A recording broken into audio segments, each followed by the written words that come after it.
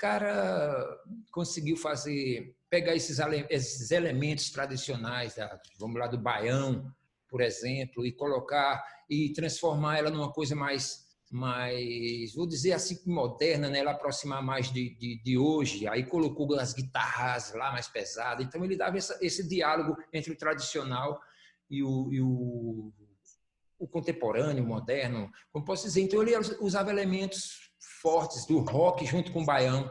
E isso é uma coisa que me chamou muita atenção também, né? Esse diferencial do artista conseguir fazer, pegar elementos e transformar e criar a sua identidade. Então é uma das fontes também assim que eu achei muito interessante. E é um tipo de artista que no timbre, a parceria que ele tem com alguns músicos, como o Tovinho, Paulo Rafael e tantos outros, esse timbre que tem no trabalho dele, em qualquer lugar que a gente escuta, a gente percebe, tanto pelo timbre de voz, já da característica da voz dele, como também por instrumentos, pela sonoridade que ele proporciona para a gente. E é maravilhoso. Então, dentro dos meus trabalhos, já voltando um pouco para o que eu faço, assim, das fontes que eu bebi, eu tenho 2 trabalhos lançados já, e também estou finalizando um agora, que chama Diversos. É um disco que ele é todo voltado para a poesia do cantador também, da literatura do cordel, dos coquistas. É um disco onde todas as canções elas funcionam em formato de rimas, né? Todas as músicas que tem são 10 músicas. Aí fiz parcerias com alguns cordelistas da cidade, aí fiz as músicas, e hoje a gente está com um trabalho prestes a ser lançado. Na verdade, tem até uma canção que eu lancei nesses dias no YouTube, e até depois eu vou aproveitar e jogar aí no grupo para vocês também dar uma conferida. Eu lancei uma música que é desse disco, que chama-se Brasis, e aí ele conta um pouco das personalidades do nosso país, dos gêneros, dos ritmos, das críticas, da política, de tudo mais. É uma música de um texto, é uma parceria minha com o Luciano Dionísio, e é um texto muito rico, assim, muito forte, cheio de conteúdos e coisas boas de refletir. Até nesses dias tocando aí, a galera, rapaz, isso aí tá uma pancada essa música, porque ela leva essa ideia vamos pensar do Nordeste independente, quando o Ivanildo Vila-Nova fez aquela canção. Eu recebi essa notícia com muita alegria, porque eu sei o peso da música do Nordeste independente e a alegria de ter ser comparada com o outro. Eu achei maravilhoso, encantador. Então, aí eu tenho, voltando lá nos meus primeiros discos, tem um disco Barro Cozido, que foi no meu primeiro disco gravado lá em 2001, e aí foi onde eu estava direcionando as minhas vocações, assim, as minhas direções, para o que eu gostaria de ser cantado. Quando nos meus elementos, eu sou de uma geração lá dos anos 80, onde a música da MPB era muito rica, é sempre forte a música da MPB.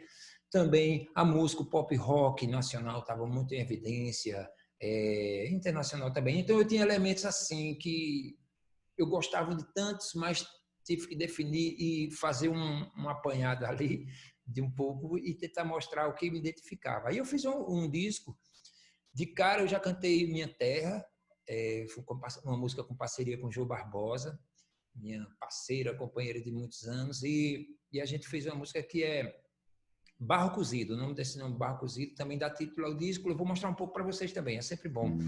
É um tipo de música que conta a história da minha cidade também e algumas personalidades. Na verdade, eu tenho 2 músicas assim, essa do Barro Cozido, que é do primeiro disco, e no segundo disco eu vou falar de uma também que também canto a minha cidade e junta esses elementos da gente. De tudo ele fazia, era imigrante, feirante, advogado, dentista.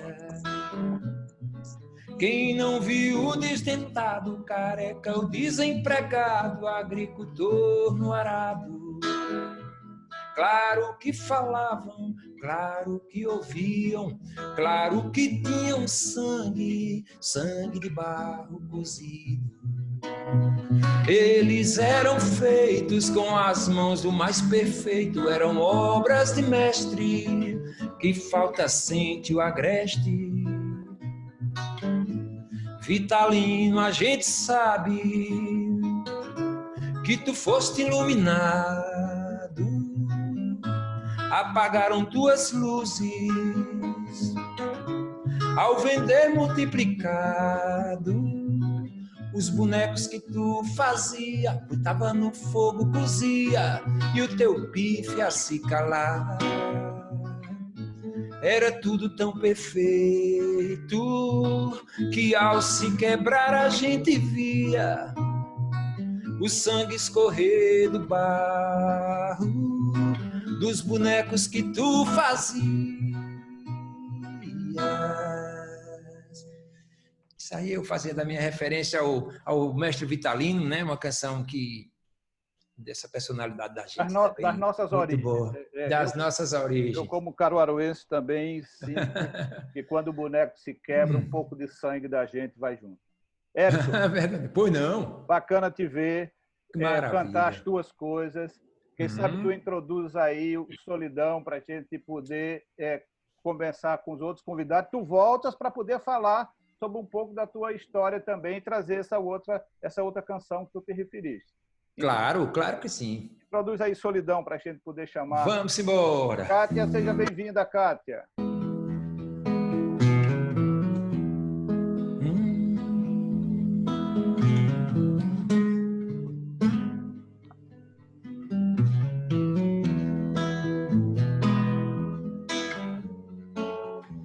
A solidão é fera, a solidão devora, é amiga das horas, prima, irmã do tempo, e faz nossos relógios caminharem lento, causando um descompasso no meu coração. A solidão é fera, a solidão devora, é amiga das horas, prima, irmã do tempo, e faz nossos relógios caminharem lento, causando um descompasso no meu coração. Solidão, a solidão dos astros, a solidão da lua, a solidão da noite, a solidão da rua.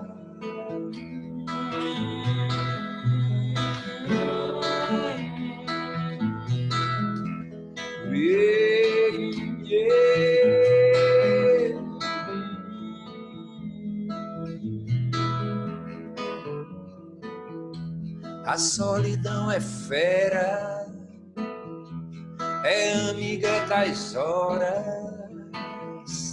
é prima irmã do tempo, e faz nossos relógios caminharem lento, causando descompasso no meu coração.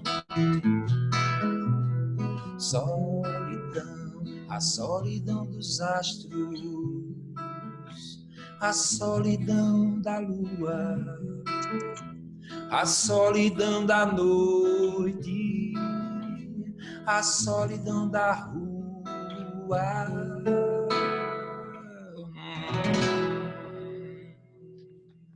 Parabéns, parabéns, Érico. Parabéns. Muito obrigado, gente. Muito obrigado.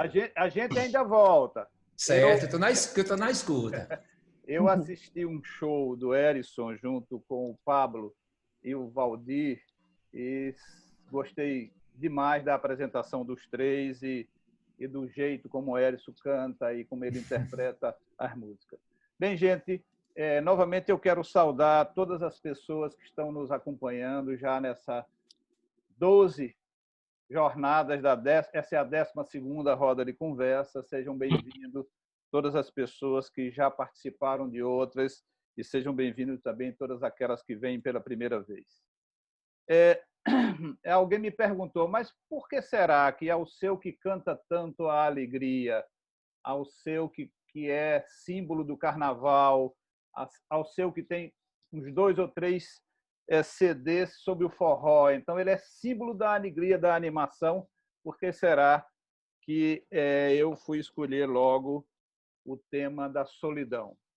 Primeiro porque eu acho que ao seu é exatamente um é artista e, portanto, ele toca a sensibilidade, e a sensibilidade sempre está dos dois lados, do lado da alegria e do lado da tristeza. E eu usei essa música para falar um pouco da questão da solidão, e eu busquei, como eu dizia na nossa chamada, a compreensão das pessoas que escolhem viver sós e as pessoas que vão viver sós sem escolherem.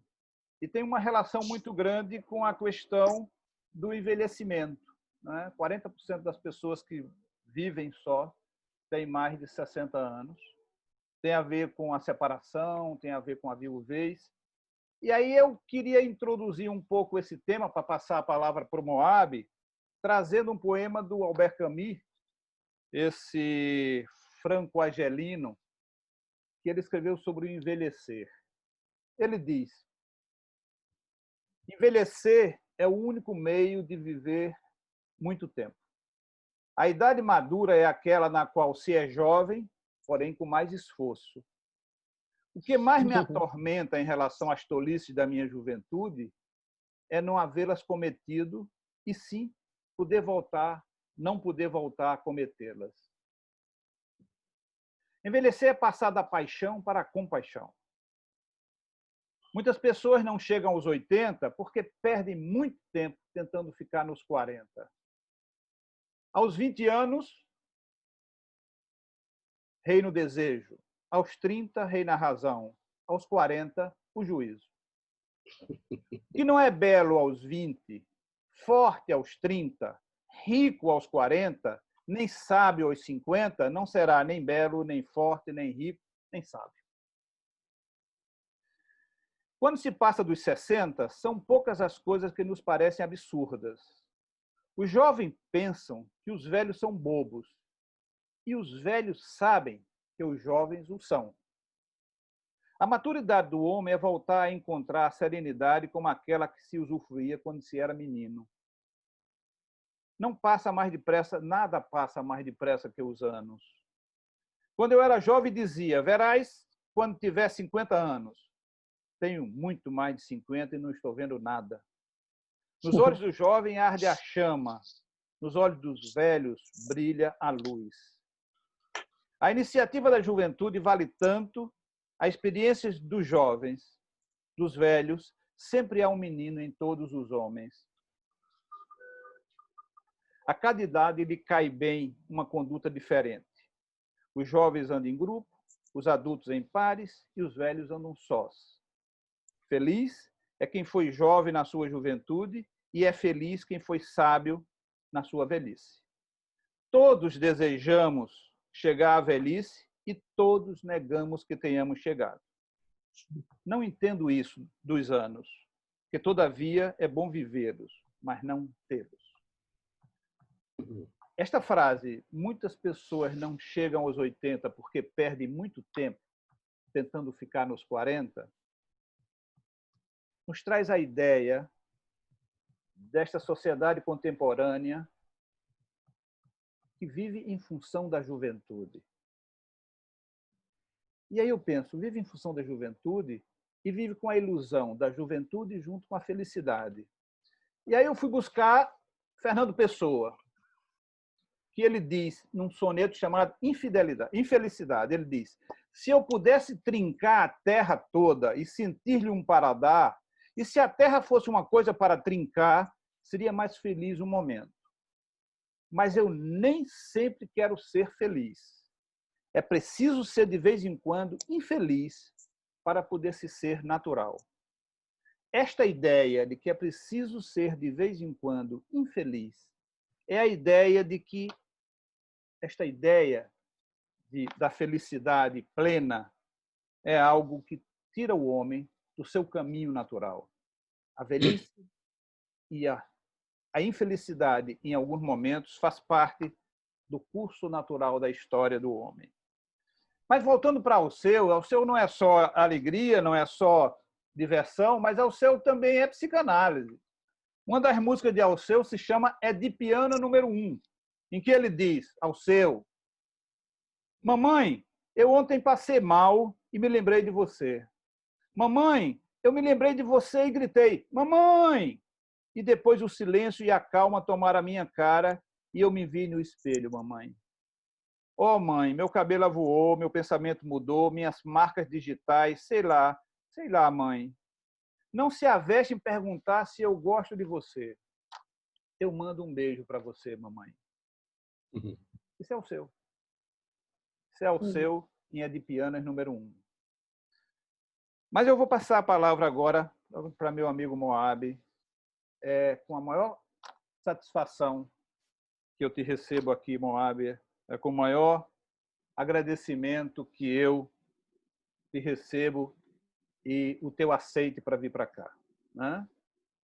E como diz ao seu, tomara, meu Deus, tomara, uma nação solidária, sem preconceitos, tomara, uma nação como nós. Moab, está contigo a palavra. Evaldo, eu que agradeço o convite, né? Quase que eu não venho por conta de um problema de saúde da família, né? Saúde na família, né? Mas que a gente conseguiu resolver, né?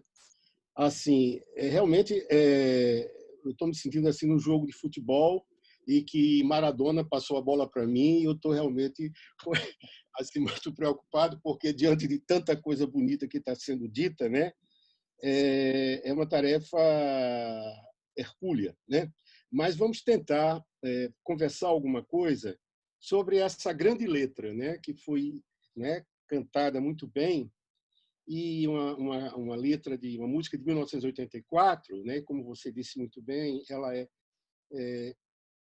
bastante subjetiva, psicanalítica e que além do tema depressão, eu me permito assim, eu fiz alguns apontamentos sobre mais dois temas que essa letra traz e que é muito, né, que merece uma reflexão, que é o tempo e o ritmo, não é? E assim, e a gente vai tentar fazer uma análise do discurso, né? Trazer uma contribuição dessa subjetividade. E aí você já abordou, né? Assim, quando a gente fala de solidão, essa diferença entre aquele que tem a experiência de ser abandonado, né? Que é a loneliness, e a experiência de querer estar sozinho, né? E algumas pessoas fazem essa opção por motivos religiosos, né? Os eremitas ou misantropia, né? Pessoas que não têm aversão pelos seres humanos, né? E ficam lá isolados no deserto, né? Tem até um exemplo na Igreja Católica, o Santo Antão do Deserto do Egito, né? Que ele fez essa opção de ficar isolado, lendo os evangelhos todos os dias, né? Em meditação, em oração, e ele foi tentado pelo demônio, né? Como a reprodução do arquétipo de Jesus Cristo, e ele disse que ele venceu o demônio, né? E aí alguém me falou ontem, não é que não, mas aí quando ele disse eu venci o demônio disse assim, oba, ele pecou, ele está com o pecado da vaidade, então voltou a afligir ele, né? Então é uma opção existencial. Agora, a outra experiência é a experiência do abandono, isso que você falou dos velhos, não é? Claro que existem algumas pessoas que têm uma constituição melancólica, né? Eles são pessoas que são difíceis de se relacionar, pessoas amargas, pessoas, né? Tem na história da filosofia tem o Wittgenstein, que é uma pessoa que ele foi responsável pela chamada virada linguística na filosofia, que a linguagem passou a ter uma importância maior na filosofia, e era uma pessoa extremamente difícil, né? Ele afastava as pessoas, né? Apesar da genialidade dele, né? 3 dos 4 irmãos dele se suicidaram, né? O catolicismo foi o bem e o mal para ele, porque o bem porque ele não cometeu suicídio porque seria pecado, e o mal por conta da culpa, né, em relação à orientação sexual dele, né? E a outra são a questão dos idosos, né, que você falou muito bem, né? Porque essa própria quarentena que a gente está vivendo atualmente, esse é um tema muito atual, né? Eles ficam se sentindo realmente abandonados. E essa ideia de que uma coisa velha deve se jogar fora, né? E que o velho é esse excesso de tempo no sentido de que o que deveria ser digamos assim, o repositário da cultura, do saber da sociedade, é excluído, né, desse sistema produtivo, né, como uma coisa que está desinformada, ultrapassada, tal. Eu vi na internet uns garotos pegando, atualmente nos Estados Unidos, o Windows 95, né, o computador com aquele fundo, aquela bomba né, e eles assim, o que é isso, né, coisa pré-histórica. A outra questão é o tempo, né, porque a solidão é amiga das horas e prima irmã do tempo. E aí eu fui me lembrar do mito grego de Cronos, né? Cronos, que era o filho de Urano, né? E que ele tirou Urano do poder e se casou com Reia. Tem um quadro de Goya belíssimo, né, representando isso. E Titã, que era o irmão mais velho dele, disse o seguinte: tudo bem, você fica no poder, mas você vai devorar todos os seus filhos, né? Essa ideia do tempo como uma coisa extremamente para que quem vai lhe suceder seja um filho meu. Aí a esposa de Zeus, de Titã, você falou de piano, eu estou colocando aqui, estou casando Zeus com Reia, que era a esposa de Cronos, escondeu Zeus, Zeus ficou grande, e quando ele ficou adulto, ele destronou Cronos e Titã perdeu a descendência, ele ficou sendo o Olimpo, né? Então, o tempo realmente é um grande mistério. E aí o tempo é objetivo ou é subjetivo, né? Tem essa grande questão. Isaac Newton dizia que o espaço é mecânico, é finito. Então, a gente pode ter um tempo relativo onde a gente pega uma fita métrica para medir o tempo. O Kant dizia que não, o tempo, para que você possa medir o tempo, você precisa ter uma ideia de tempo dentro de você, o que ele chama de intuição pura, uma ideia de espaço e de tempo, né?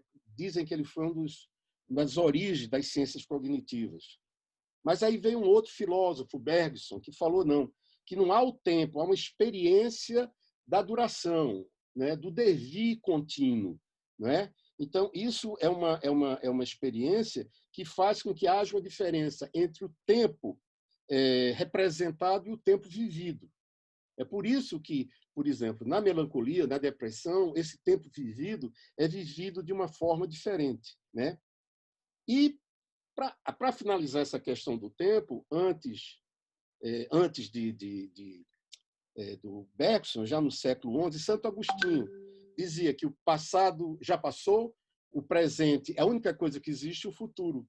Então, o passado, você tem o presente do passado, que é a memória, o presente do presente, que é a atenção, e o presente do futuro, que é a expectativa. Então, isso é uma coisa muito importante, porque a depressão ela está relacionada com esse problema com o tempo, não é? É uma memória que se lembra das coisas negativas, né? É uma atenção que se volta para as coisas negativas. E é um futuro pessimista, né? Sem perspectivas, né? E, por fim, a questão do ritmo, para não me estender muito, né? Tem um autor japonês do século XVI, Miyamoto Musashi, que ele também era samurai, né? Que os samurais, além de ser guerreiros, eles eram estetas. Ele disse: o sentimento do tempo é importante na música e na dança, pois só pode existir ritmo se o sentimento do tempo for adequado.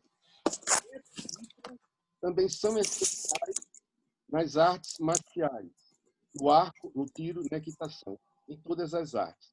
Então, o ritmo é exatamente assim, é um evento que acontece a cada período de tempo, né? O que flui, né? Está muito ligado à biologia, né? Desde a gestação, os ritmos circadianos, ciclo sono-vigília, ciclo diário de cortisol, ciclo diário de melatonina. Eu acredito que Kátia Petribu tenha mais autoridade para falar disso do que eu, né? E que, de uma certa forma, esses ritmos biológicos influenciam no ritmo musical, no ritmo poético, né, que é a médica, no ritmo da dança. Então, o que a gente observa é isso, né? E faz nossos relógios caminharem lentos, causando descompasso no meu coração. Né? Então, o ritmo fica atingido na depressão. Né? Então, é o sono que está comprometido, né? É a irritabilidade, a redução da imunidade, hipertensão, que poderia estar ligado ao cortisol. Né? E o que a gente vai observar é a lentificação desse ritmo. Né? Então, o que acontece? Isso leva a um descompasso do coração que faz com que ele não seja essa, digamos assim, essa fonte de energia importante para o psiquismo. Né? Então, quando se vai raciocinar, as conclusões não chegam, a memória não funciona, há o esquecimento, a pessoa não tem concentração, os passos são arrastados, a fala é inaudível. Né? E também a possibilidade da autoagressão, né? Dessa raiva mal elaborada, tá? Que se expressa principalmente por esse sentimento de incapacidade ou incompetência. Né? E aí a gente está, né, assim, só para fechar, diante de duas questões. Primeiro, os erros de julgamento. Né? Erro de julgamento social, isso é uma coisa muito importante que precisa ser trabalhada pela saúde pública. Né? A pessoa ela ser culpabilizada. Homem não chora, mulher fraca, ou então não tem fé, não tem força moral, é fresco, é simulador, ou estigmatizar o sujeito como louco, noiado. E os erros de julgamento individual, né, que a gente já falou, ser incompetente, incapaz, ser culpado de culpas que não tem, uma coisa é culpa, outra coisa é sentimento de culpado. Ser responsável por problemas que não existem, sentir-se menor do que os outros sujeitos e não ver saída ou perspectiva para a vida. Né? E isso realmente atinge principalmente a população idosa. Né? A gente fica com essa ideia, não, que os Alzheimer da vida, não, é depressão. Né? É o abandono, né, de quem é o manancial de sabedoria, tá? E a gente não dá essa valorização devida. Né? Então, para fechar, quer dizer, a solidão da rua ela está relacionada a essa indiferença do outro, né? Indiferença talvez também em relação ao velho, com quem nós deveríamos ter mais empatia. Está relacionada a esse individualismo excessivo, né? Que a gente deveria ter mais ações solidárias dentro da nossa própria casa, né? Dentro dos nossos próprios familiares. Pode estar relacionado a uma visão monetarista da economia, quando, na verdade, a palavra economia quer dizer administração da vida. É muito mais amplo do que bem material. E é uma sociedade que segrega, né?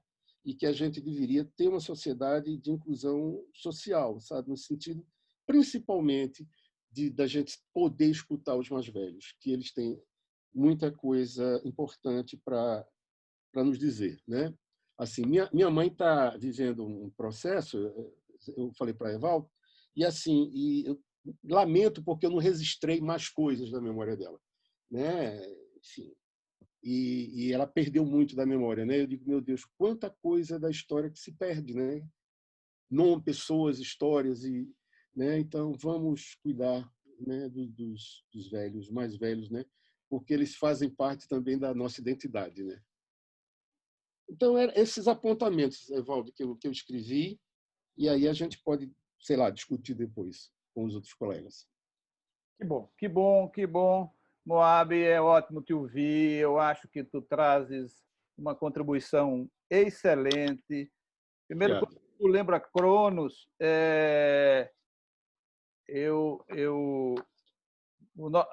a gente vai entrar agora num processo de roda de conversa a cada 15 dias. Né?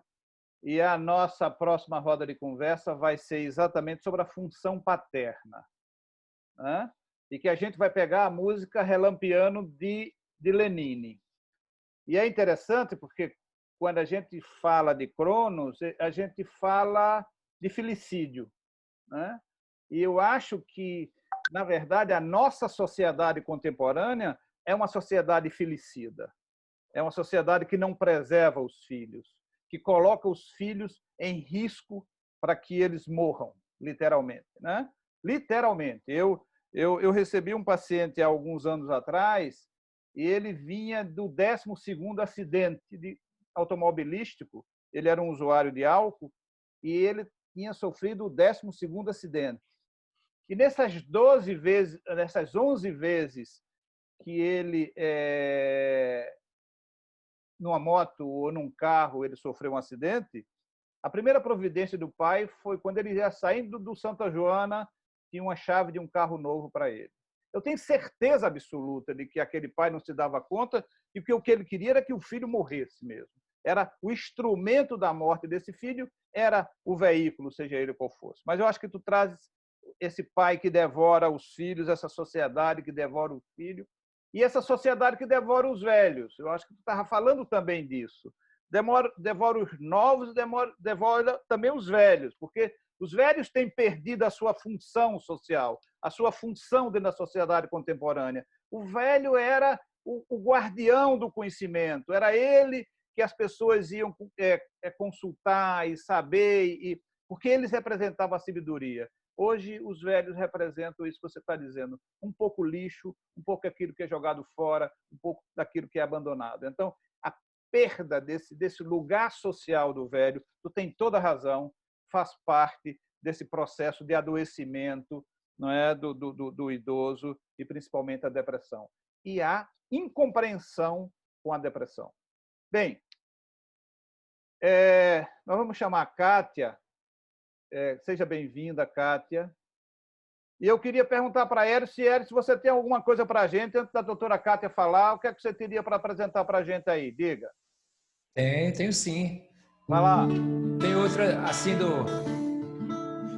Quando eu canto, seu coração se abala, pois eu sou porta-voz da incoerência. O gesto é a força de clemência, sei que o meu pensamento lhe atrapalha. Segue o sol, seu cavalo de batalha, faço a lua brilhar ao meio-dia. Tempestade eu transformo em calmaria, dou um beijo no fio da navalha, pra dançar e cair na sua malha, gargalhando e sorrindo de agonia. Se acaso chorar não se espante, meu riso e meu choro não tem plano. Canto a dor, o amor, o desengano e as tristezas infinitas dos amantes. Dom Quixote, liberto de Cervantes, descobriu que os moinhos são reais. Entre feras, corujas e chacais, viro pedras no meio do caminho, viro rosas, veredas e espinho, e incendeio esses tempos glaciais. Agalopado ao seu aí. Ao seu Valença, num grande repente. No grande repente. Num grande repente. Muito bem, Erison, ótimo. Doutora Kátia, com você a palavra. Abri, estou aqui. Evaldo, quando você me chamou, eu estava entrando no Hospital Oswaldo Cruz no Convida, que a gente tem feito toda uma ação de cuidar de quem cuida, né? A gente tem feito uma ação lá no Covid de EPIs e de lanches para os nossos colegas que vão desde os porteiros até os médicos que estão atendendo as pessoas com Covid. Eu não vi direito, eu disse que sim, e aí depois eu digo, caramba, o que é que eu me meti, né? Com quem eu estou, eu amo ao seu Valença, amo de paixão, né? Assim, mas assim, o que é que eu vou falar? Mas enfim.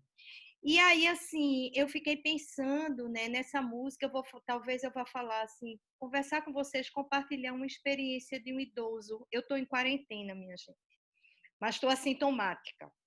E quarentena porque eu fui acudir uma idosa em plena Covid. Porque os idosos, eles estão completamente deprimidos, sozinhos, abandonados, né? Os idosos, minha mãe não está assim, tem 78, mas assim, as pessoas da minha família dizem assim, olha, com esse Covid parece que nós idosos, nós somos um estorvo para a sociedade. Então, veja, nós somos o peso, nós sobrecarregamos os serviços de saúde, nós não podemos sair, e os jovens têm que se proteger por conta da gente, né? A gente sabe um aumento de prevalência de depressão, né?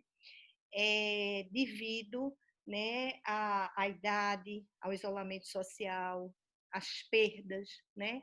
O lugar social, né? Eu era o porteiro de um prédio, uma boa cozinheira, enfim, um médico, um trabalhador qualquer, e eu hoje sou uma pessoa aposentada, que ganho pouco, que mal dou conta das minhas contas e muitas vezes tenho que manter ainda a minha família, né? Então, a gente sabe o quanto isso, né, junto com, claro, com fatores neurobiológicos, com fatores genéticos, com predisposições pessoais, com genes candidatos, né, mas a gente sabe que a depressão é uma doença multidimensional, né, o quanto afeta a população mundial, sendo a doença de maior prevalência, mas nos idosos. E a gente tem visto, com esse isolamento que já dura três meses, e que vai durar sei lá quanto tempo mais, o quanto tem devastado. Eu fico pensando, e eu queria conversar um pouco com vocês, eu sei que o tema da conversa é o tema da música de Alceu, mas eu acho que tem tudo a ver com isso. Eu fico pensando que pior do que o vírus são as consequências emocionais e psiquiátricas desse vírus.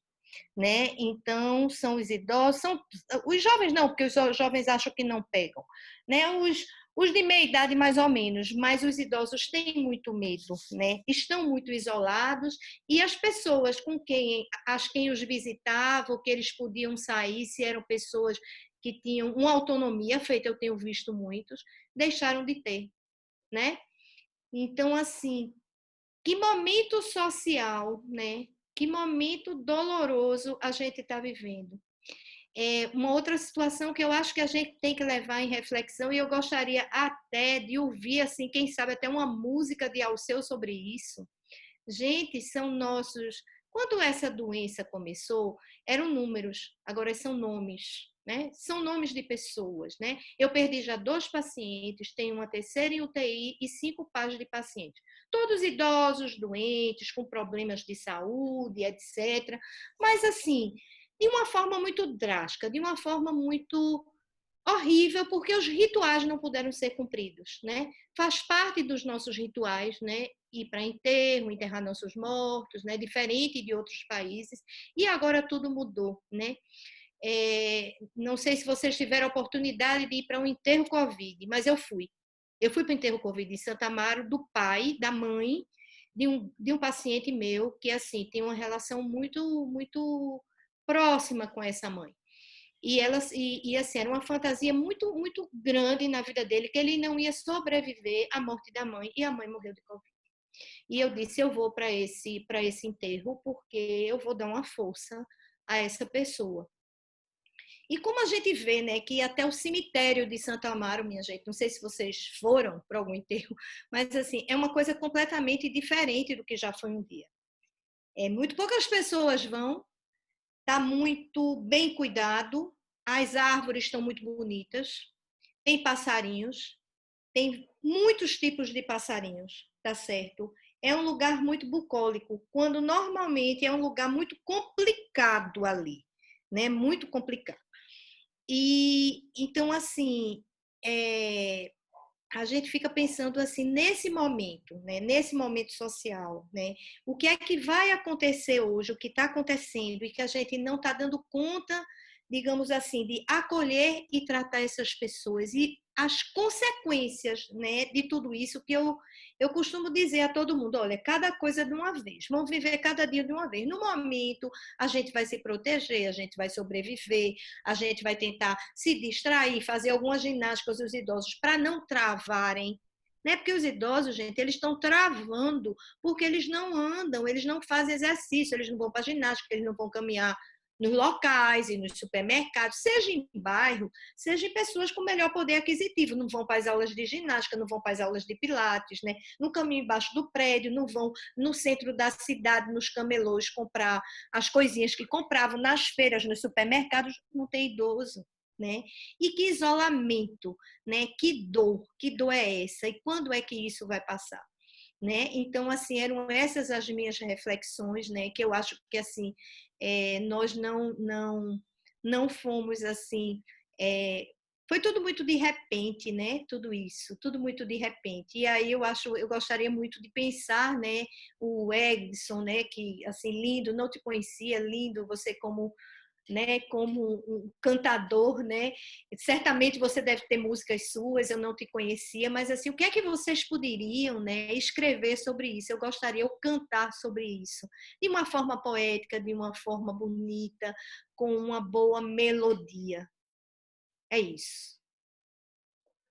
Obrigado, Kátia. Eu acho que você traz a questão da contemporaneidade, inclusive em relação à pandemia e o isolamento, e quanto isso rebate nos idosos de uma forma mais cruel, de uma forma mais dramática, à medida que eles perdem toda essa rotina, esse cotidiano que eles já não podem mais cumprir, o quanto isso é importante. Por outro lado, tu levantas a questão da falta do enterro e de todo o simbolismo que está associado à morte. E nós sabemos que o processo de elaboração da morte começa pelo ritual do enterro, pela missa de corpo presente, por todas aquelas de jogar o punhado de terra. Tudo isso é o processo de elaboração. Quando você fica assistindo de longe um saco ser dentro de um caixão hermético ser jogado num local, seja ele uma cova ou uma gaveta, você não consegue simbolizar e você não consegue, portanto, trabalhar o processo de elaboração. Obrigado pela tua contribuição. Eu acho que a gente vai entrar na questão da conversa mesmo, na roda de conversa, e no desafio da gente poder compreender a partir da solidão, a partir da música do Alceu, mas a partir da vida, né? O que o Alceu representa, como eu dizia, é a alegria, é a diversão e é a vida. Vamos começar um pouco a roda de conversa. Quem quer começar introduzindo, eu vejo que não há uma proposta de tema no sentido dos convidados responderem. Passo para ti de novo, Moab, a palavra, se tu quiseres comentar um pouco do que foi dito, comentar um pouco do que a Kátia falou, tá contigo também. Eu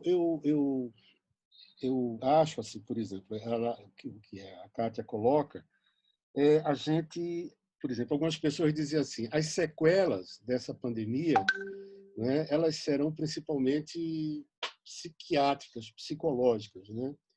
Mas assim já está acontecendo, né? As pessoas elas estão extremamente ansiosas, as pessoas se acordando todas no meio da noite com falta de ar, né? Os idosos se sentindo abandonados pelos filhos, não é? Assim, idosos que precisam fazer fisioterapia, não estão fazendo fisioterapia. Quer dizer, tem uma série, as pessoas bebendo mais, né? E, enfim, tem uma série de coisas para enfrentar. Eu vi na internet uma criança falando: está muito difícil isso aqui, está muito difícil. Minha vida é comer e lavar as mãos com álcool, né? Quer dizer, então, eu acho que a gente pensar em alguns recursos, né?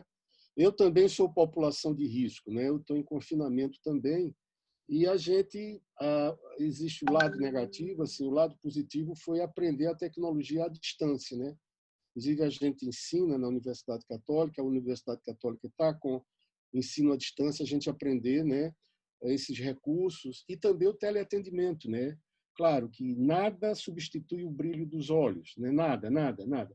Mas é uma forma talvez de mitigar um pouco essa falta do calor humano, do abraço, né? Então, né? E Kátia aborda muito bem essa problemática do luto patológico, né? Porque, né, as pessoas elas não estão podendo elaborar essas perdas, esses rituais, né, que essas pessoas ficam, né, preparadas para essa transição. E a coisa realmente é como Evaldo coloca, de uma forma muito realista, né? Um saco, né, que é jogado numa vala, né?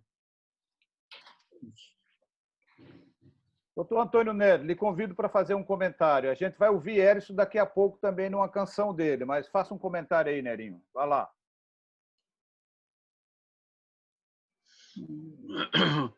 Mas eu estava escondido aqui no meu canto, sossegado, pensando, tomara que ele não me veja. Quer dizer, e você termina me vendo, é um diabo isso, né? Você não é invisível, Nery. Você não dá para você ser invisível. Vamos lá. Eu não sei, Evaldo, eu tenho pensado o seguinte, eu vou fazer 76 anos no mês de agosto. E eu tenho feito uma conta ao contrário, tenho dito assim. Para os Mas não parece, está ótimo. Olha, eu não sei quem foi que disse isso, mas eu vou dar um beijo. Está ótimo. Eu vou ter que beijar você, não tem jeito. Está ótimo. Beijos, beijos online. Então, eu tenho feito a conta ao inverso. Eu tenho pensado que para os 80 faltam só 4 anos. E eu não tenho a menor dúvida de que uma pessoa de 76 anos, próximo aos 80, é uma pessoa velha. Eu não gosto da palavra idosa. Eu gosto da palavra velha, pessoa velha. Essa é uma coisa. Então, eu tenho pensado muito a partir deste lugar, de um homem de 76 anos. Agora, algumas coisas, só para ajudar aí na discussão. Uma, eu penso que esse Covid revela alguma coisa que nós já tínhamos e sobre a qual nós não falávamos, que é, para usar a expressão que você trouxe aí, a invisibilidade dos velhos.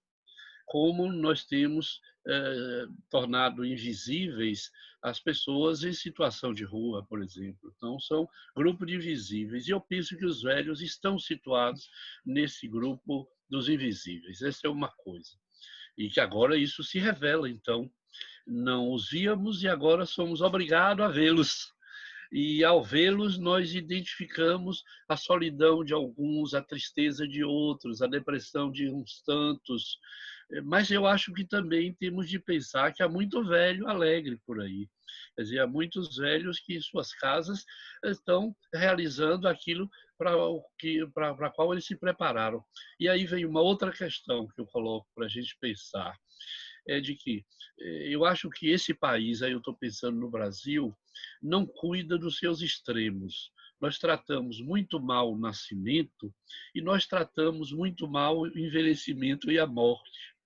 Ora, se é assim, nós temos transitado entre o nascimento e a morte, nesse percurso que eu chamo percurso para a finitude, eu acho que nós não temos nos preparado progressivamente. Quando eu digo preparado, ponho todas as aspas do mundo, porque nós não nos preparamos para viver o presente. A gente se prepara para viver o futuro e eu acho que se prepara para recuperar o passado, mas a gente tem desprezado um pouco, um tanto o presente, que é a única coisa que nós temos.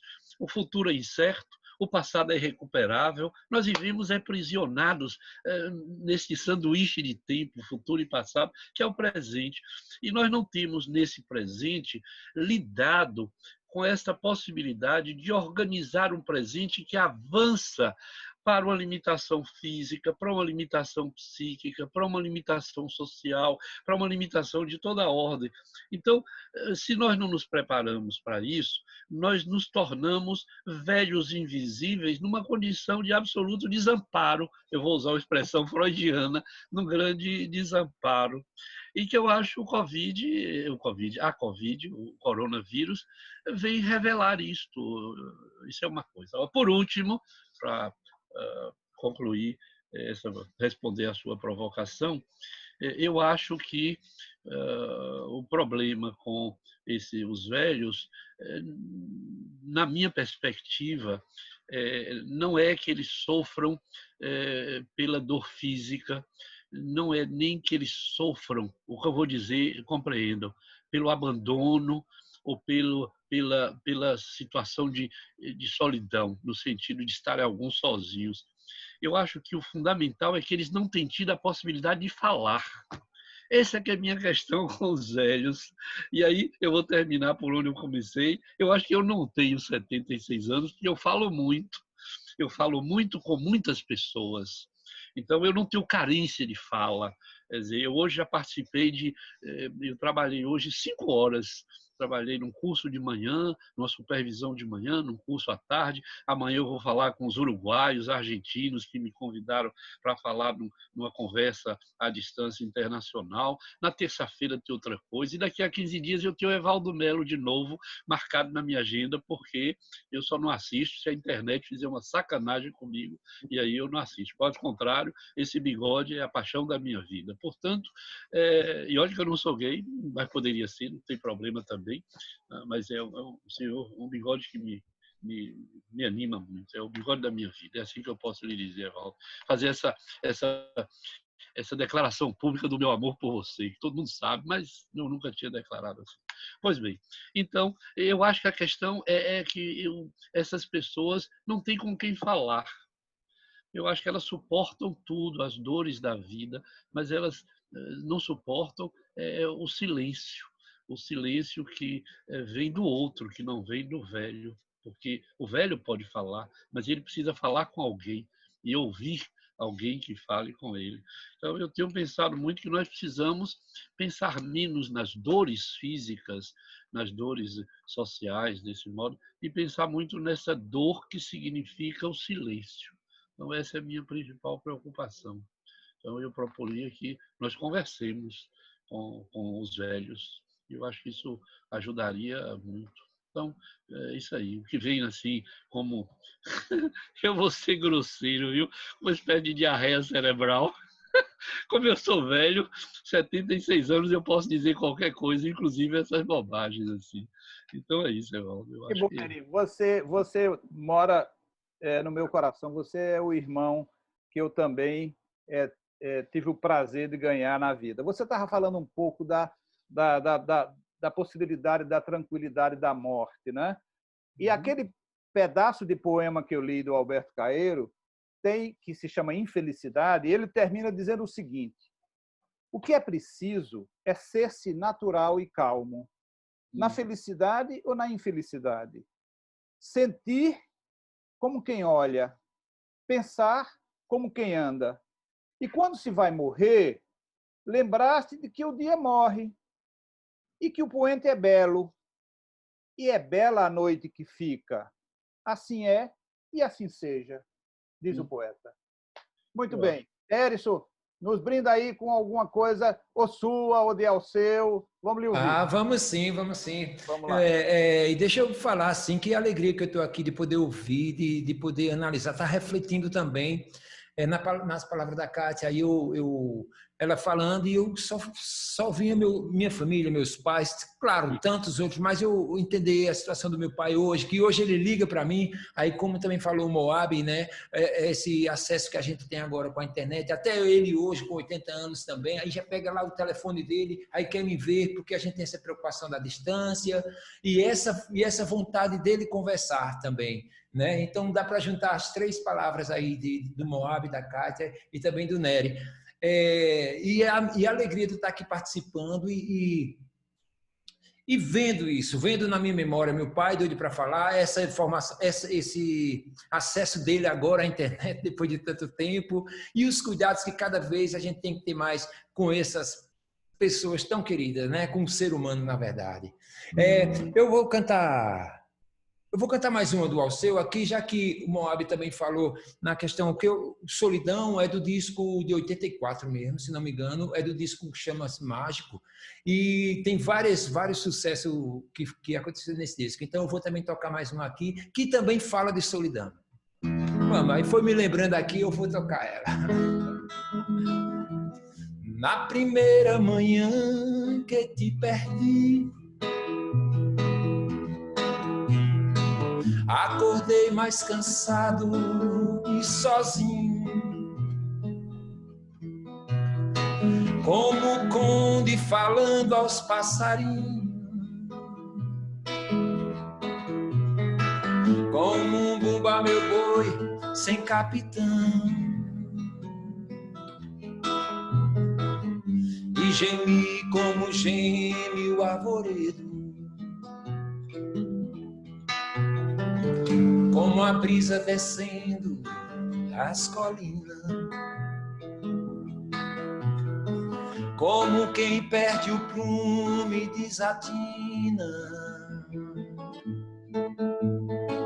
como um boi meio da multidão, solidão.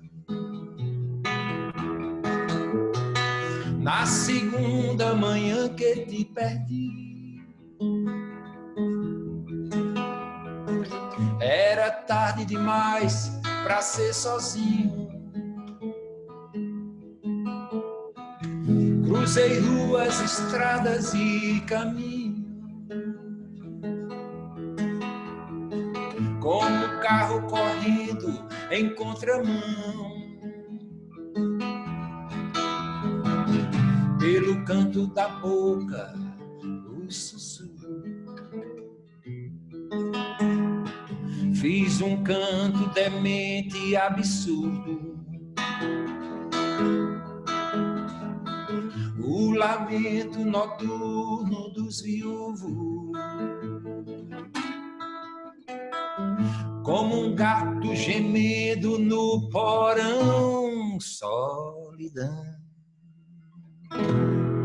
Olha ela. Muito bem, que legal. Você sabe que eu fiquei em dúvida se não colocaria essas duas músicas, viu, Hérison? Porque essa, Verdade? A Solidão Denuncia, e esta música é o processo de elaboração. É a primeira noite depois que perdeu, a segunda noite, e este é o processo de elaboração da perda mesmo. Legal. Que Maravilha. Maravilhosa. Vamos lá, gente. Vamos conversar um pouco mais. O que é que vocês trazem para que a gente continue conversando sobre Alceu, conversando sobre depressão, conversando sobre a contemporaneidade. A gente falou, Nery trouxe a invisibilidade e a consequência da invisibilidade, a falta da fala, a falta, aquilo que eu dizia, né? O velho era a referência, o velho era o guardião, era quem era procurado, e de repente o velho está num lugar e num canto mais esquecido. Quem é que gostaria de falar alguma coisa?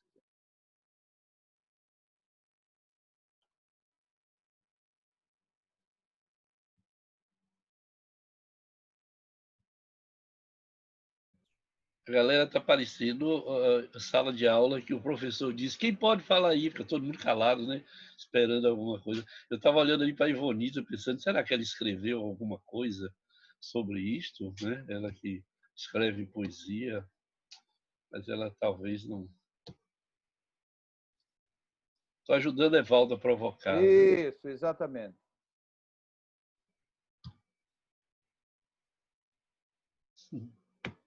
Lá vem ela, Evaldo. Exatamente, Ivonita. Abra seu microfone aí, Ivonita.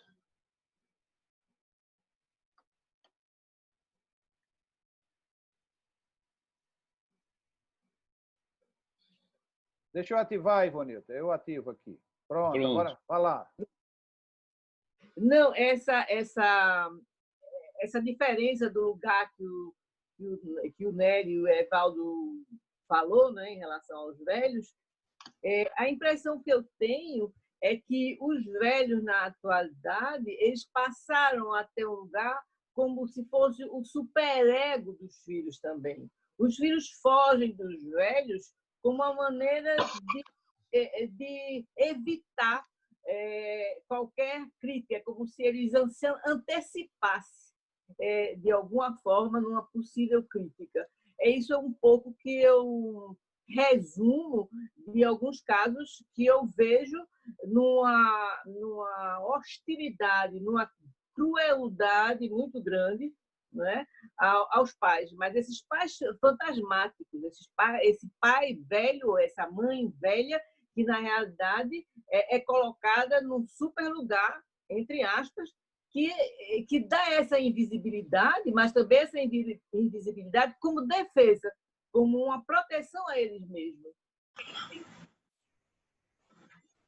Pois é, eu acho que, Ivonita, a gente precisa dizer que é importante que a gente destaque que, para algumas famílias, os velhos têm representado a única fonte de renda, viu?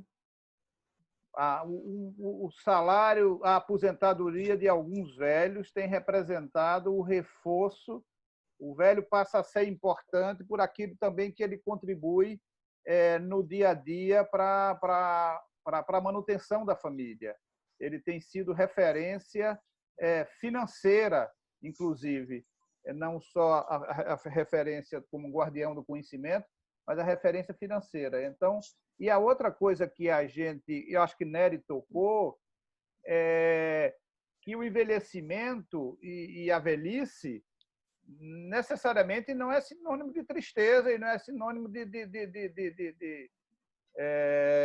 de isolamento, e às vezes é sinônimo de libertação também, sem dúvida, né? Quer dizer, eu estava falando que a causa de morar só nas mulheres tem a ver com separação e viuvez, mas às vezes a separação ou a viuvez representa uma libertação para essa mulher que passou 40 anos da vida dela, 30 anos da vida dela presa a um compromisso que não conseguiu sair. Então, nesse sentido, eu acho que é importante que a gente ressalte a retomada da vida e que pode vir com o passar dos anos, né? Então, eu acho que isso é importante. Evaldo. Ô, Evaldo, eu não tenho certeza se os velhos querem esse retorno e essa reocupação dos seus espaços. Se meus filhos dissessem que vinham morar comigo de novo, eu ia dar um jeito de alugar um kitnetzinho, deixar um apartamento para eles aqui e morar no meu kitnet.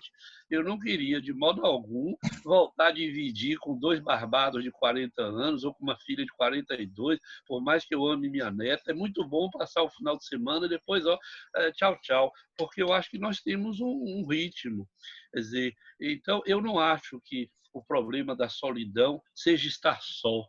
Eu penso que o problema da solidão é estar abandonado, é estar não reconhecido, não ouvir, não dialogar. Por isso que eu volto muito a essa história da fala. E você traz uma coisa que eu acho que tem sido o contrário, um tormento para muitos velhos, que esses filhos, voltando para essa situação chamada canguru, de voltar para casa, separa lá da sua mulher e quer fazer um pé de meia e vem gastar o dinheiro do velho, que é o dinheiro da sua aposentadoria, que dava muito legal. Eu tenho visto muito canguru, muita família que voltou, o filho de 40 anos voltou para casa, invadiu a casa do velho e da velha, que tinha um ritmo, e eles ocupam ali com a cara de pau dos infernos, e que não vê que está na hora de ir embora, e que o pai e a mãe não põem para fora, porque tem muito medo de serem criticados socialmente por ter posto o filho para fora. Mas Ivonita deve ter uma experiência diferente, que na França a galera não volta assim, não. Sai muito cedo. Quer dizer, se você voltar para casa, eu não sei se na França tem acontecido. Então, eu acho que não é uma questão de estar só. Eu penso muito mais que, por isso que eu falo da invisibilidade, é esse estar desconhecido, né? Nesse sentido, de não ser reconhecido neste lugar que você coloca, daquele que é uma referência, que construiu uma história, que criou filhos, que produziu efeitos sociais, etc, etc. Então, é esse silêncio que eu acho que é um problema, e que a ocupação do espaço, eu não estou convencido de que os velhos gostem muito dessa ocupação, não. Pois é, Nery, tem os filhos que voltam e tem os filhos que não saem.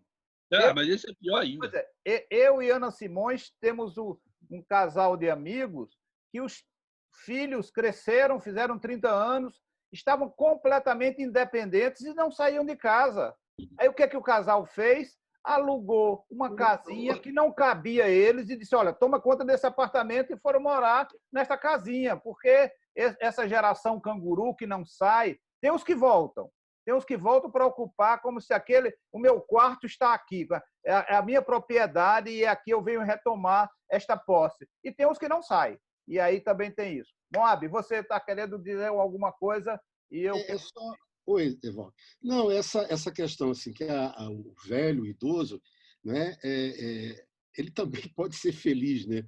Eu conheço uma senhora de 93 anos que ela é um exemplo na academia que ela faz diariamente, né? E eu perguntei a ela, a senhora faz academia desde que idade? Ela disse, eu comecei a fazer academia aos 82 anos, né? Quer dizer, eu acho isso fantástico, né? Pelo menos ela é um exemplo, né? Para quem tem resistência a fazer academia. Brinca o Carnaval de Olinda. Ela consegue aparecer aqui para a gente, tá bom? Eu espero vocês de novo aqui, tá bom? Eu vou encerrar e voltar. Alguém está com o microfone aberto. Então eu pergunto a ela, mas qual é o segredo assim dessa sua felicidade, dessa sua longevidade? Assim, eu tomar uma latinha de cerveja todo dia, né? E é uma figura maravilhosa. Pois é.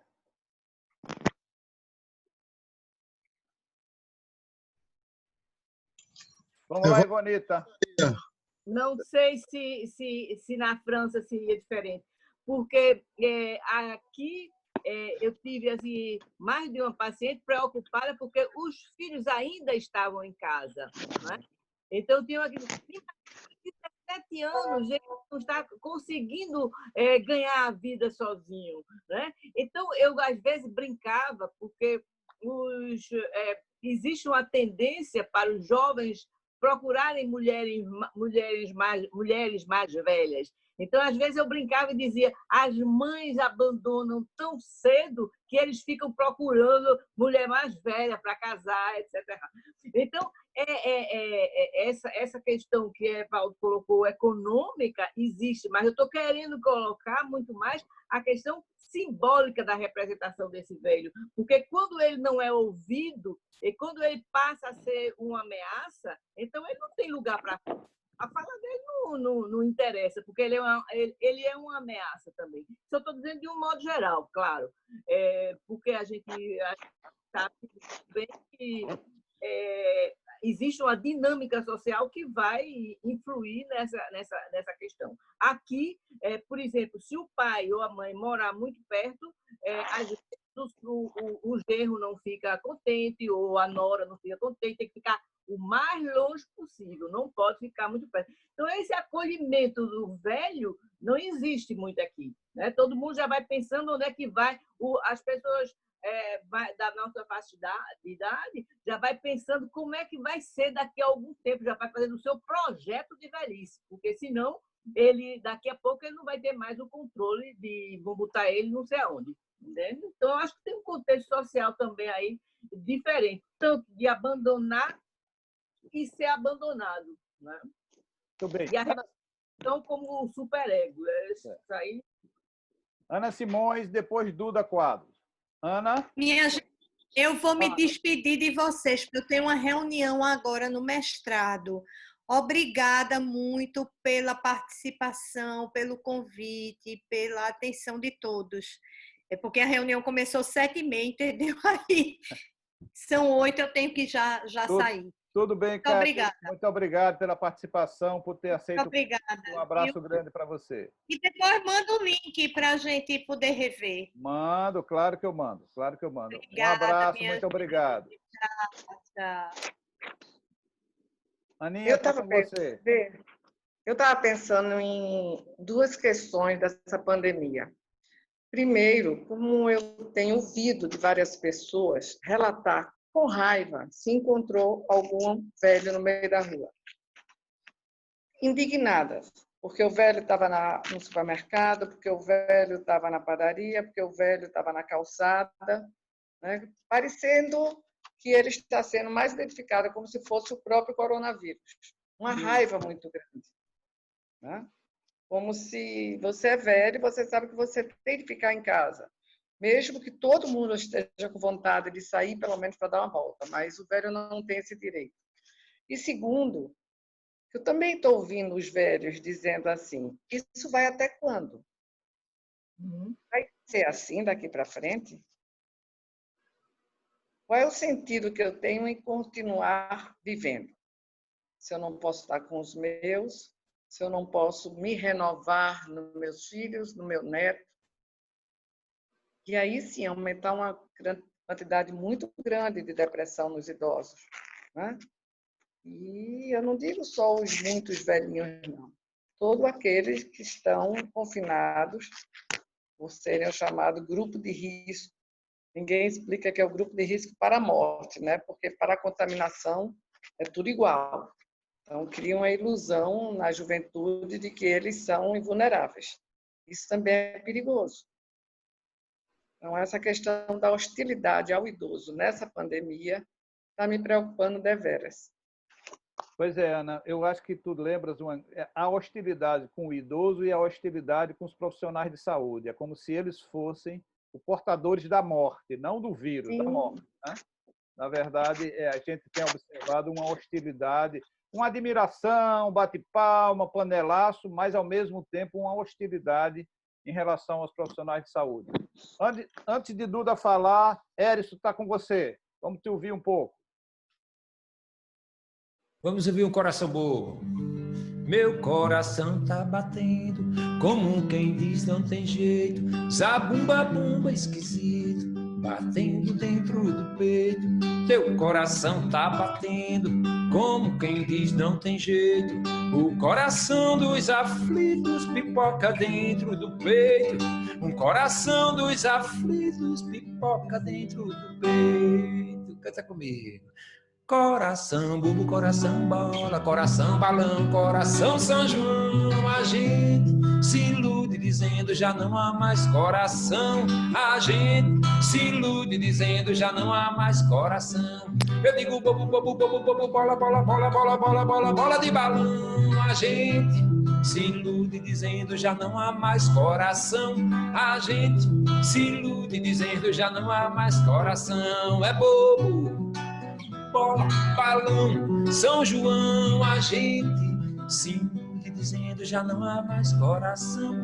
A gente se ilude dizendo já não há mais coração. Coração bobo, bola, balão, São João. A gente se ilude dizendo já não há mais coração. A gente se ilude dizendo já não há mais coração.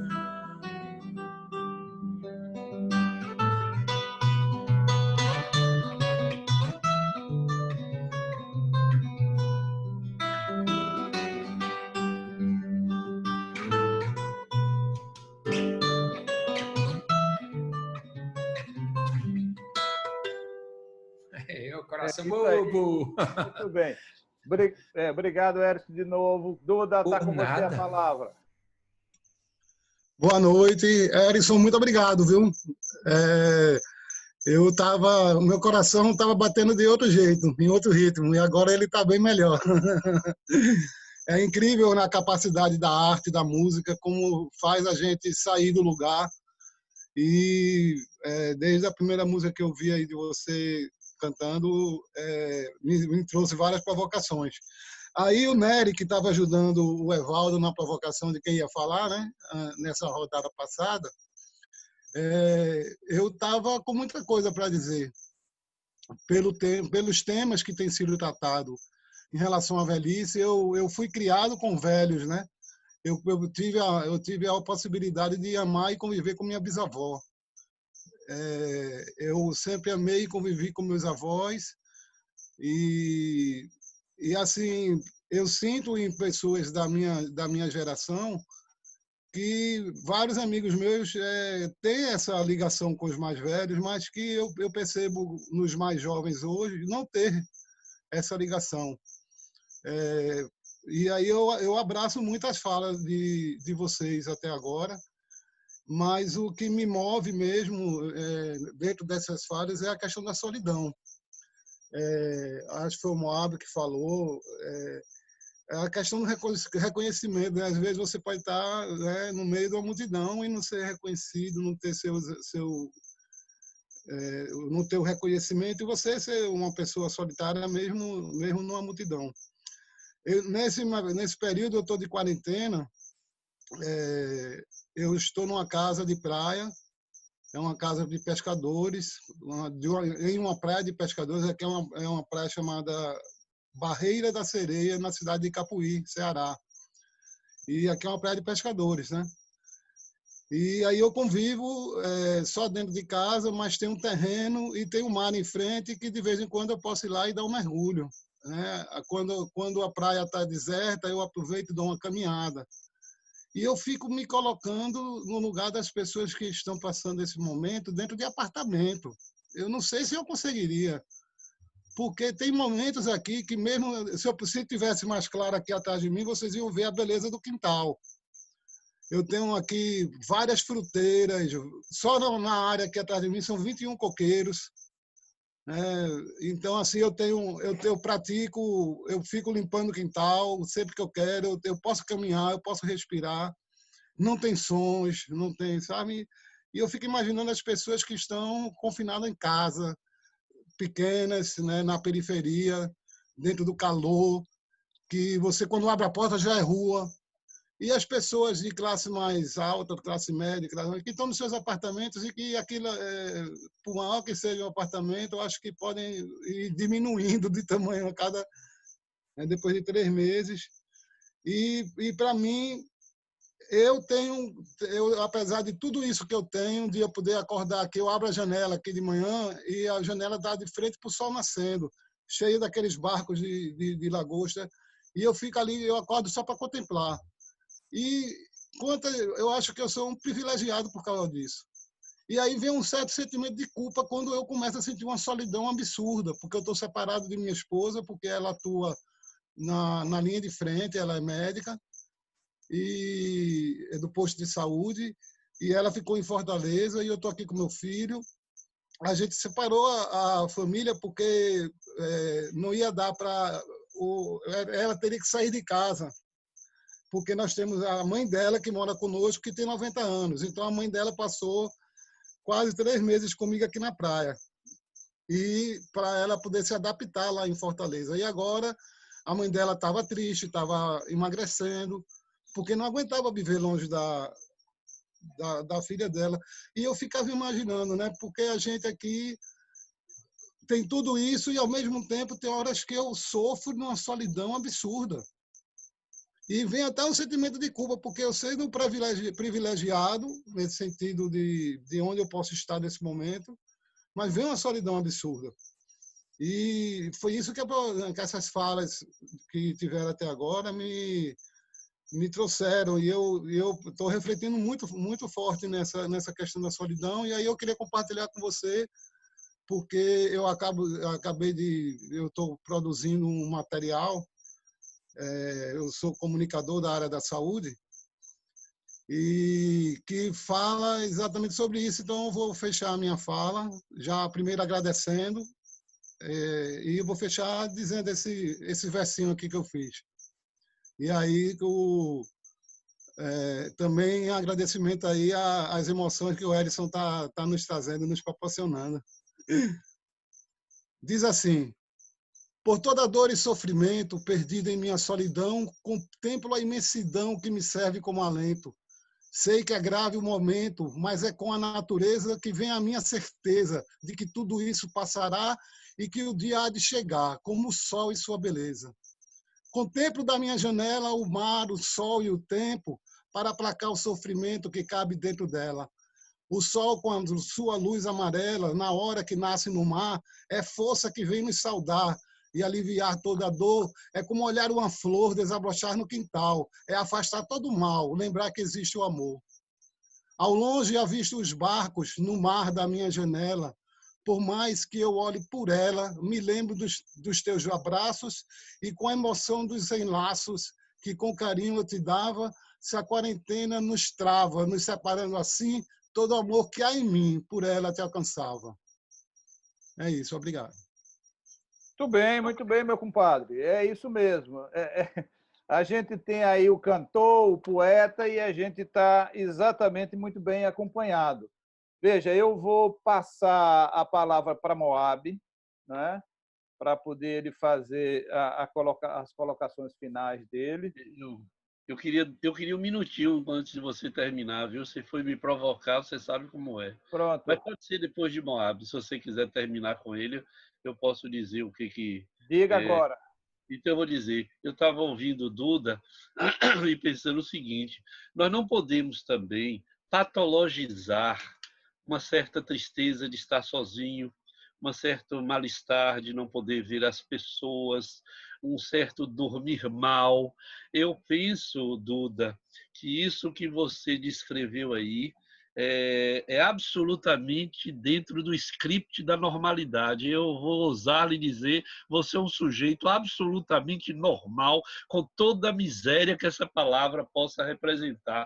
Agora, nós não podemos, e que eu acho que esse é um problema, Evaldo, nós temos patologizado certos sentimentos que são absolutamente significativos nesse momento. Eu até pensaria que toda pessoa que me disser não sinto nada, não fico sozinho, não sinto tristeza, eu durmo todo dia, eu digo, esse aí está precisando de trabalho, esse está precisando de tratamento, porque não é essa a lógica.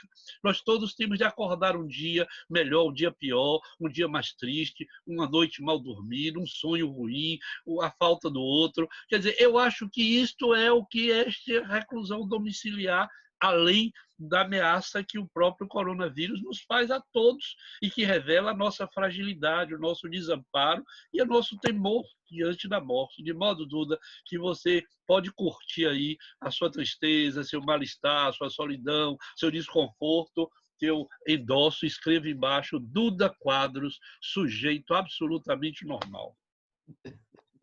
Muito bem. Evaldo, só uma palavrinha. Vamos lá. Duda, veja que estranho, tantos anos que eu não te vejo e te vi hoje. E como eu gostei de te ver. E que coisa linda você falou. Muito lindo. É muito bonito. Obrigada. Bom te ver também, Ana Maria. Vamos lá. Moab. Oi. Depois desse poema fica difícil também. Não, mas assim, eu acho fazer uma síntese assim, eu acho que existe a questão da opção e do abandono do idoso, né? Quer dizer, a opção pela solidão, mas há também o idoso abandonado e o idoso que é abusado, né? Eu acho abusado pelos filhos, né?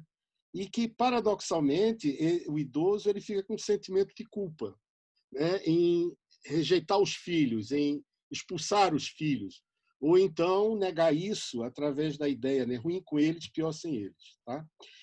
Mas assim, tem um dado também que eu acho que é importante a gente pensar com relação à geração canguru, é que nós somos um país que temos uma taxa de desemprego significativa, né?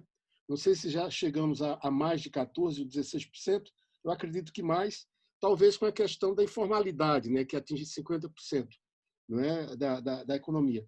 E assim, se você pega as estatísticas do IBGE, a geração que está mais desempregada é da faixa dos 20 aos 30 anos. Não é?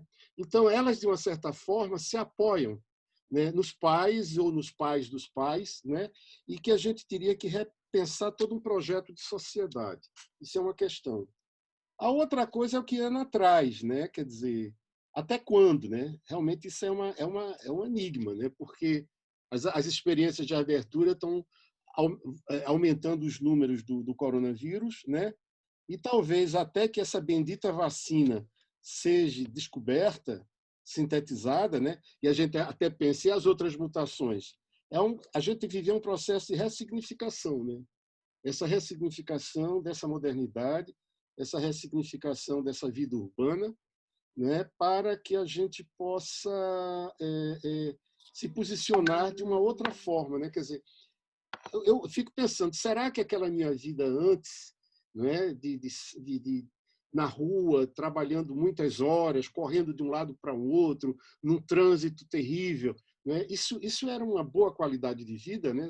Será que não é uma oportunidade da gente reprogramar esse nosso estilo de vida? Talvez a pandemia esteja nos dando essa oportunidade. Né?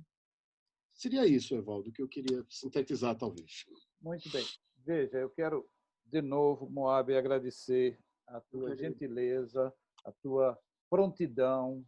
Né? Eu te chamei com muito pouco tempo e eu compreendo isso, mas isso só serve para eu agradecer mais ainda a tua participação brilhante e nessa nossa roda de conversa.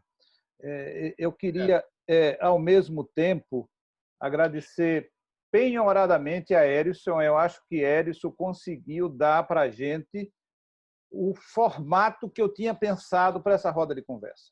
Na verdade, o formato que eu tinha pensado para essa roda de conversa era um formato de um sarau. Sarau é isso.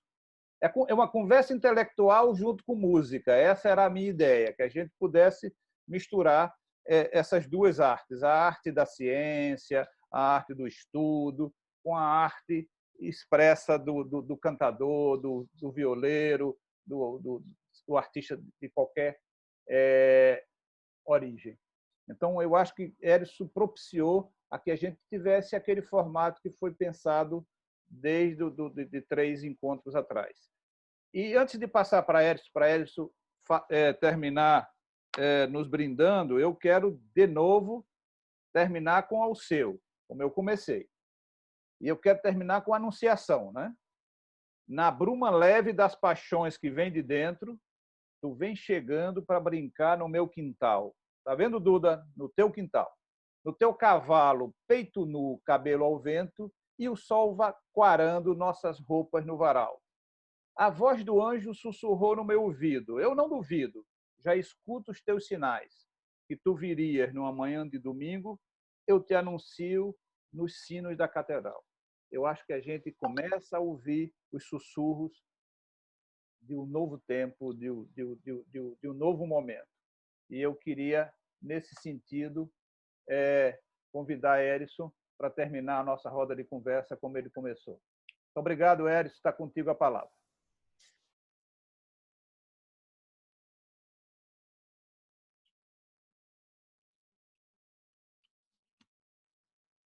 Tu estás sem som, Hérisson.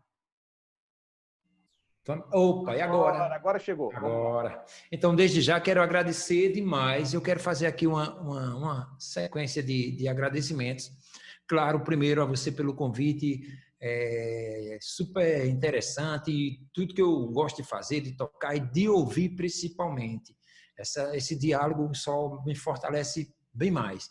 Agradecer também, vou lembrando aqui o Nery, porque também ele provocou essa sequência de agradecimentos. Você sugeriu que alguém conversasse, ele fez uma história lá e disse, eu vou provocar aqui o Evaldo.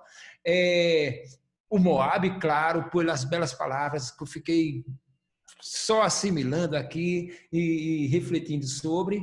E também a Kátia, né? A Kátia que pediu que a gente conseguisse fazer alguma coisa por esse momento que a gente está vivendo. Será que a gente consegue fazer alguma coisa bela e não sei o quê, e não sei o quê? E eu achando, e eu só juntando essas palavras, né?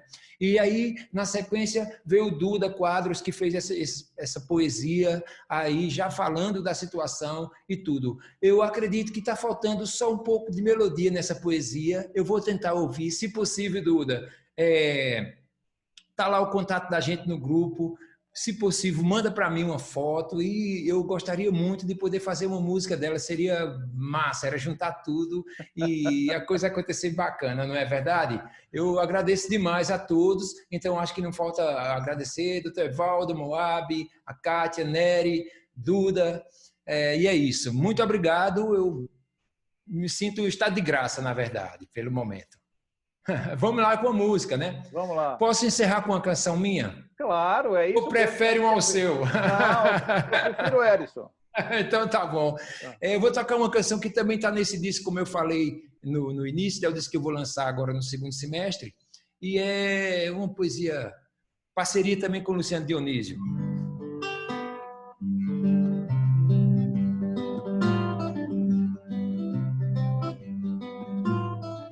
Nessas tardes cristalinas de semblantes maquiados, impoentes em boninas e lilazes em dourados, não há perdas ou degredos, nem salinos nem azedos, só sonhos adocicados. Animam minhas narinas os aris embalsamados que brincam pelas campinas aos ventos enamorados, e que as flores em foguetes sibilam doces enredos pelos cantos encantados.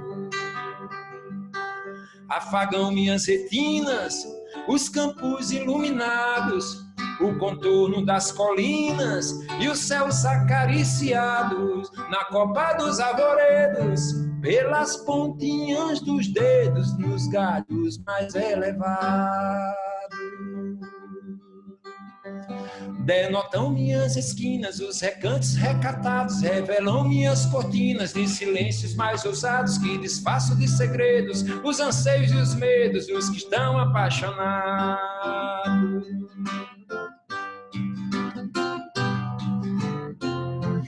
Nessas tardes cristalinas de semblantes maquiados e poentes em boninas e lilazes em dourados, não há perdas ou degredos, nem salinos nem azedos, só sonhos adocicados.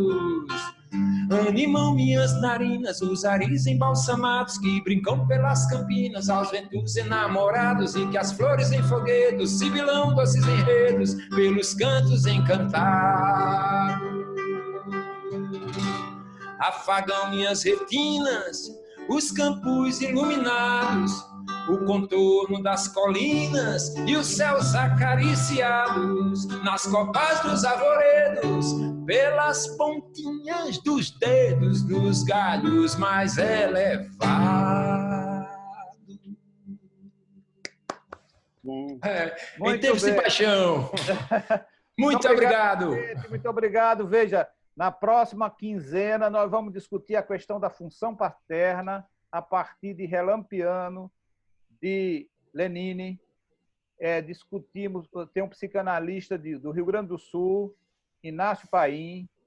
Daqui a um mês a gente vai discutir a questão do racismo a partir da música de Aldir Blanc, Mestre Sala dos Mares, que trata da revolta da Chibata. A gente vai discutir a questão do racismo. E daqui a 6 semanas nós vamos discutir Caetano Veloso sobre o narcisismo. O desafio vai ser exatamente discutir estes grandes mestres das letras e das poesias e um grande tema. Função paterna, racismo e depois narcisismo.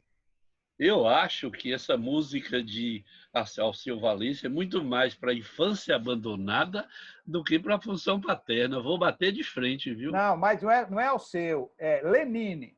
Desculpe, Lenine. Desculpe. Lenine. Eu acho que é muito mais a infância abandonada do que a função paterna. Então a gente vai encarar aí, viu, bicho? Eu vou lhe encarar. Pois eu acho que como a gente estava falando da questão do filicídio, as crianças estão abandonadas exatamente por falta da função paterna. Mas isso é legal para a gente discutir isso. Ótimo. Daqui a 15 dias, esse é o desafio, a gente polemizar.